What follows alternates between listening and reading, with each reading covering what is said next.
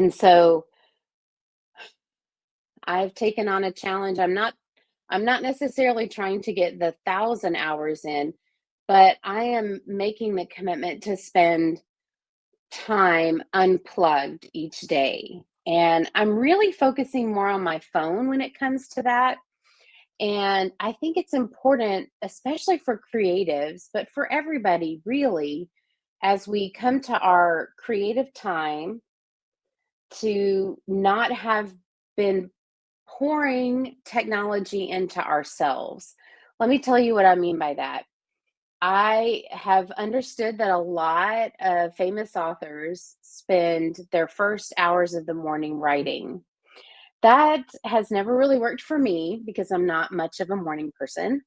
I've become more so over the last several years, but sitting down and writing first thing in the morning never really appealed to me, and it has never really worked for me when I have tried it.